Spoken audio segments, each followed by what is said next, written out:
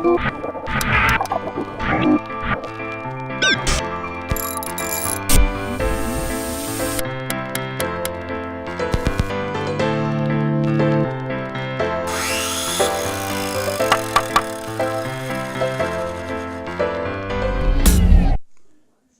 ladies and gentlemen, to another Pioneer Prep.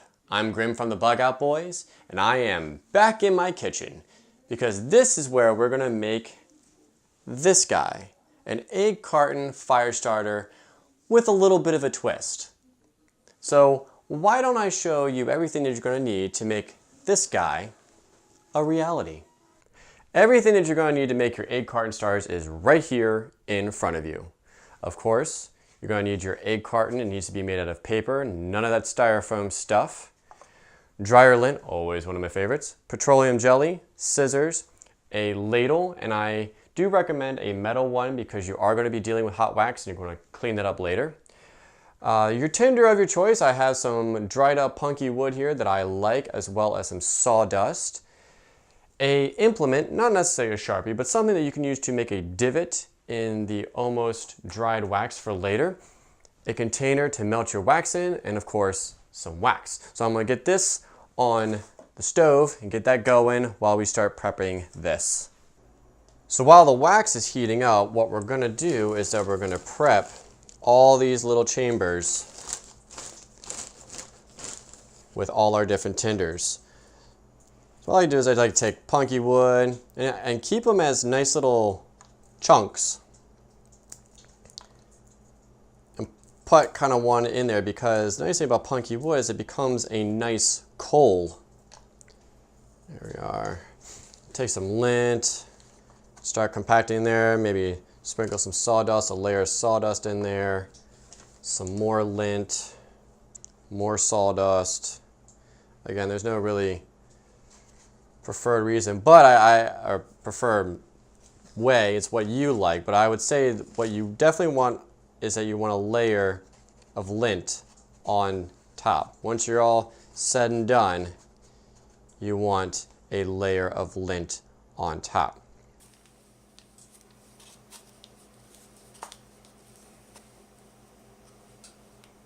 The wax is fully melted now, and as you can see, there's no steam coming off of it. You don't want it too hot so you burn yourself.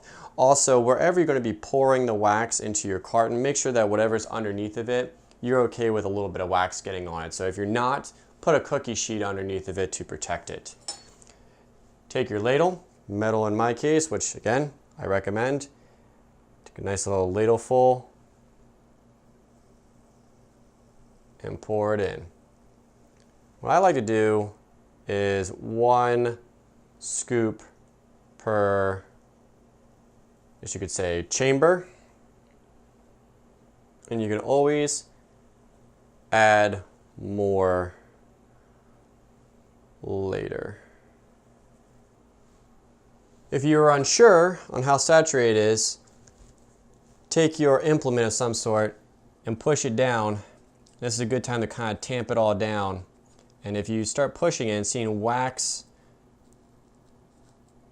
come up, that means that you're probably in pretty good stead that you have enough wax in each chamber. If you do not find that be the case, then add more wax. Now that you have your egg carton looking how you would like it, all the wax and tinder in there, you can just leave it out and let it solidify, but not let it completely get hard. Now if you're on a time crunch, put it in your freezer, and that will speed up the process. But again, you don't want to let it completely solidify, because now we're going to make them just a wee bit different than everybody else does. Now that they've almost completely solidified, this is when you want to take your implement and you're going to want to press. I might get some extra wax come out there. Press in the center of each one of these, so you start making, as you can see, a little divot.